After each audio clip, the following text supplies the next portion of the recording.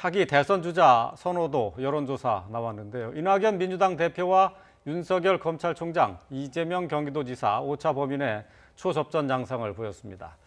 자, 이런 가운데 윤석열 총장 본인의 최고치를 기록하면서 대선 주자 2위에 올랐습니다.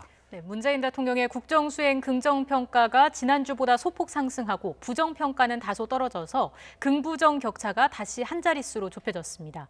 이택수 리얼미터 대표, 윤희용 오피니언 라이브 여론분석센터장과 자세히 분석해 보겠습니다. 어서 오십시오. 네, 안녕하십니까. 자, 미묘한 시기에 대선 주자 여론조사를 하셨는데 말이죠. 지금 윤석열 총장, 이번 주 운명의 한 주라고 하는데 지금 윤석열 총장이 지금 이 선호도에서 2위로 올라섰네요. 네, 리얼미터가 매달 마지막 주에 조사를 월 단위로 하고 있는데요. 네.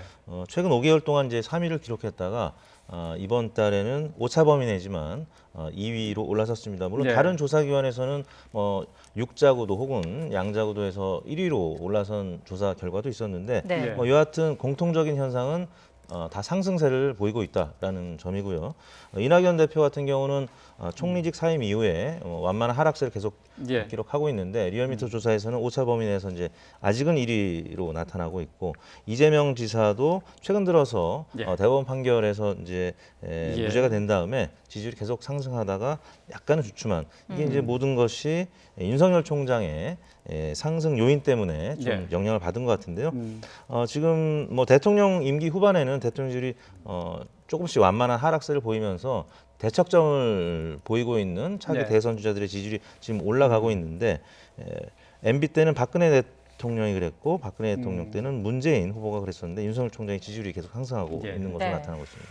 예, 알겠습니다. 대선 주자 여론조사 선호도와 관련한 내용들 살펴보도록 하겠습니다. 자, 앞서서 전반적인 그 흐름을 설명을 해주셨는데요.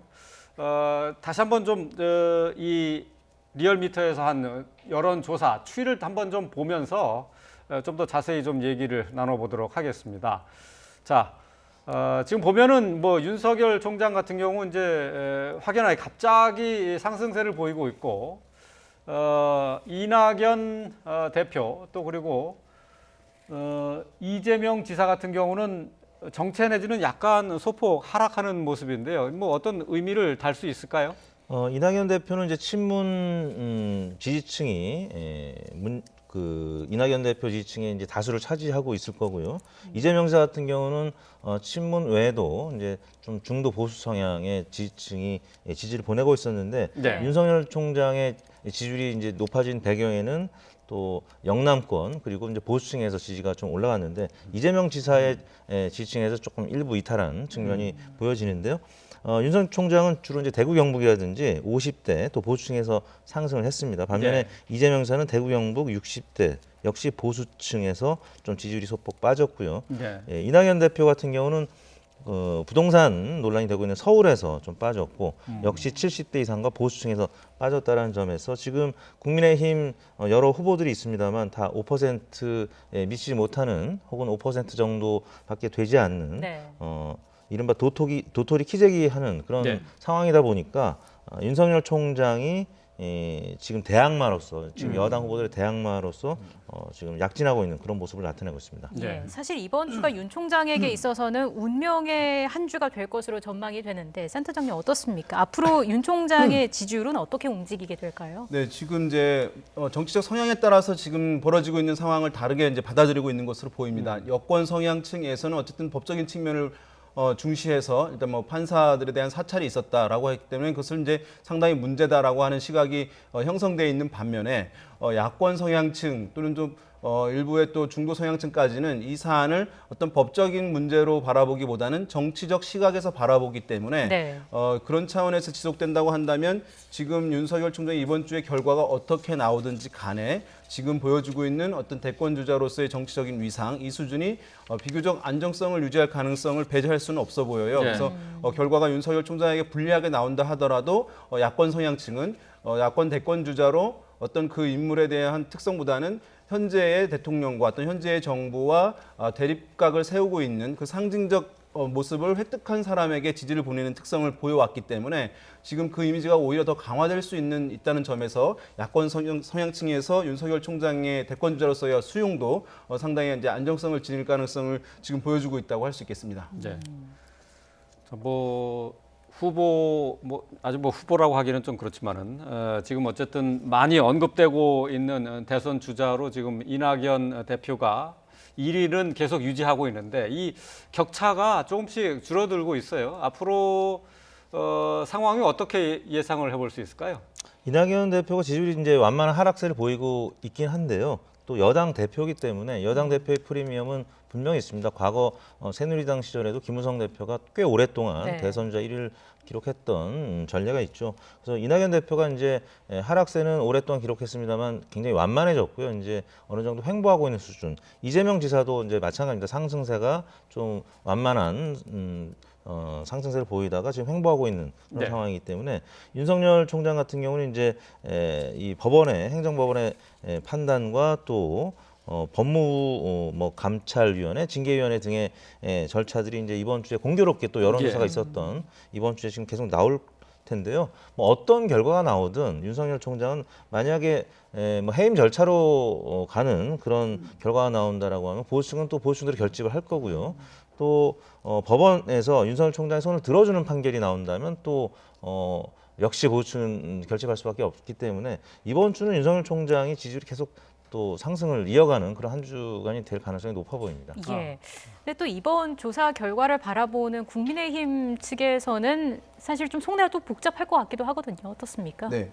이제 대권 과정에서 우리가 이제 여론조사로 사실은 여러 가지 분석을 하게 되는데 가장 이제 중요한 것이 뭐냐 하면 대권 주자들의 지지율의 합이 100%를 넘지 못한다는 것이거든요. 네, 그러면 이제 진보와 보수 양쪽을 갈랐을 때 한 50%씩 지지율이 포함되어 있는 것이 갖고 네. 있는 것이라고 할 수 있는데 그 중에서 이제 한 10에서 20%는 또 답을 안 하는 분들이거든요. 그러면 이제 보수 진영의 대권 주자들의 지지율 합은 한 40%일 수밖에 없는 것입니다. 네. 그런데 이 중에 절반을 이제 야당에 속해 있는 인물이 아닌 현직 검찰총장이 절반 정도를 가져가 버렸다는 것이기 때문에 그러면은 지금 보수 진영에 있는 정당에 소속되어 있는 야권 주자들은 아무리 지지율을 끌어올린다 하더라도 그 합이 20%를 넘을 수 없는 것이기 때문에요. 지금 한 7명 정도의 대권 주자들이 이제 보수 진영에 있는데요. 그렇게 되면 나눠 갖는다 하더라도 한 3, 4% 정도씩밖에 안 나오는 것이기 때문에 네. 윤석열 총장이 이렇게 한 20%가량의 대권 주자 지지율을 유지한다고 할 경우에는 다른 이제 보수 진영의 대권 주자들은 유의미한 그러니까 5%를 상회하는 또 10%에 가까운 대권 주자 지지율을 획득하기는 거의 사실상 불가능해질 수 있다는 점에서 많은 이제 보수 진영의 대권 주자들에게 고민을 안겨주는 것이라고 할 수 있겠고 이것은 나아가서 제1야당인 국민의힘의 어떤 경쟁력 강화 이런 부분도 일정 부분 부정적인 영향을 미칠 수 있기 때문에 야권 전반에 또는 전국 전반에 미치는 효과가 상당히 이제 크다고 할 수 있겠습니다. 네. 자, 잠재적인 대선 주자의 여론조사 동향을 살펴봤는데요. 계속해서 문 대통령의 국정 수행에 대한 평가도 한번 살펴보도록 하겠습니다. 긍정, 부정 평가가 지금까지 두 자릿수에서 한 자릿수로 좁혀졌습니다.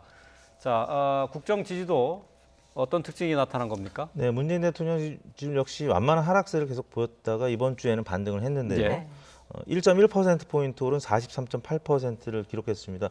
지난 주중까지는 윤석열 총장의 업무, 그러니까 직무 배제가 된 다음에는 수요일날 저점을 찍었고요. 예. 근데 이제 법무부가 판사 사찰 의혹을 들고 나왔죠. 그래서 예. 목요일부터는 다시 좀 반등을 했는데 또 목금 요일에는 중국의 왕이 외교부장 접견 소식도 있으면서 이 한중 관계라든지 또 시진핑 주석 방한 관련 보도가 나오면서 좀 회복세를 보였고요. 네. 그러다 보니까 주간에 전체 집계는 소폭 상승한 것으로 나타났습니다.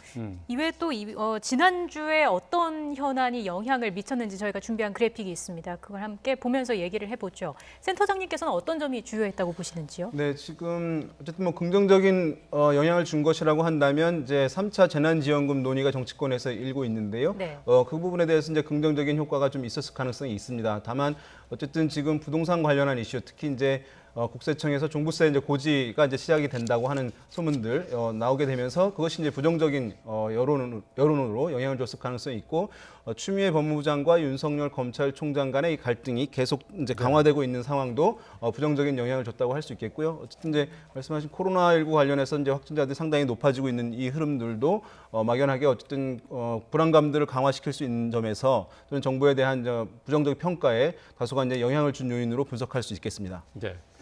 자, 그럼 앞으로 지지도에 미칠 영향 어떤 것을 예상해 볼 수 있을까요? 네, 그 수도권 2단계 플러스 알파 전국 1.5단계 시행 소식이 이제 좀 부정적으로 영향을 미칠 가능성이 있죠. 예. 자영업층과 또 중소상공인들한테 부정적 영향을 미칠 것 같고요. 윤석열 총장에 대한 행정법원의 판결, 만약에 이 법무부의 집행정지 절차가 합법적인 것으로 결론이 날 경우에는 문재인 대통령 지지율도 윤석열 총장 지지율도 오르겠지만 문재인 대통령 예. 지지율도 오를 가능성이 있고요. 네. 그리고 이제 백신 재난지원금 재원을 놓고 이제 여야가 협상을 하고 있는 부분, 또 OECD가 이제 세계 경제 전망 발표 예정인데 좀 뭐 상승하는 듯 보였다가 또 다시 하락하는 예상치보다 이 등락이 좀 왔다 갔다 하고 있는데요.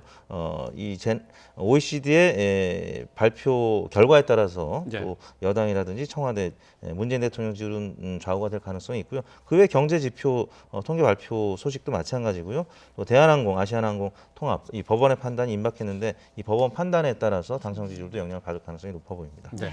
자, 이어서 정당 지지율도 짚어보겠습니다. 전주 대비해서 어떤 특징이 있었을까요? 네, 그 민주당 지지율이 문재인 대통령 지지율과 마찬가지로 같이 동반 상승을 했는데요. 네. 34.1%를 기록했습니다. 2%포인트 올랐고요. 국민의힘은 2.1%포인트 빠진 27.9%를 기록했고 국민의당은 7.1, 열린민주당 6.7 등의 순서로 나타났습니다.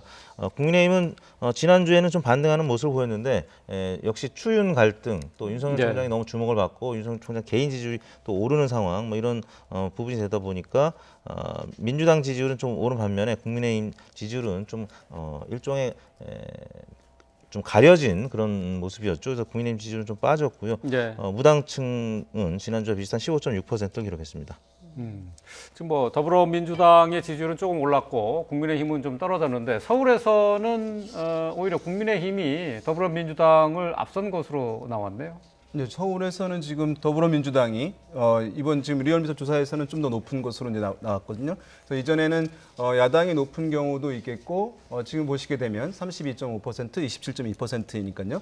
네, 그래서 서울의 정당 지지도인데 이것이 이제 엎치락뒤치락하는 모습들을 이제 많이 보여주고 있습니다. 그래서 서울에서는 역전된 게 아니군요. 그냥 서울 정당 지지도도 역시 그냥 그대로 네, 여당이 야당이 높은 거죠. 미치지 못하는 것으로 이렇게 나왔군요. 네, 그렇습니다. 그래서 뭐 조사 기관마다 좀 다른 부분도 있겠습니다만 지금 전반적으로 서울 같은 경우는 여당이 야당에 비해서는 이제 지지율이 높은 흐름들을 보여주고는 있습니다. 그래서 이제 다가오고 있는 4월 이제 재보궐선거에서 서울시장 선거가 있는데 여당이 좀 유리하지 않겠냐라고 하는 시각도 일각에 있는 반면에 그 반면에 어쨌든 부동산 이슈가 서울에 좀 집중된 측면이 있어서 또 야권에서는 그것을 부동산 정책을 실정을 갖고 이제 공세의 소재로 활용할 가능성이 있고 그것이 또 민심에 영향을 줄 수 있다는 점에서 지금 나오고 있는 정당 지지율로 내년 4월 선거의 결과를 좀 예단하기는 좀 이른 상황이라고 할 수 있겠습니다. 네. 있습니다. 오늘 말씀 여기까지 듣겠습니다. 이택수 리얼미터 대표, 윤희용 오피니언 라이브 여론 분석 센터장과 함께 이야기 나눠봤습니다. 오늘 말씀 고맙습니다. 네, 감사합니다.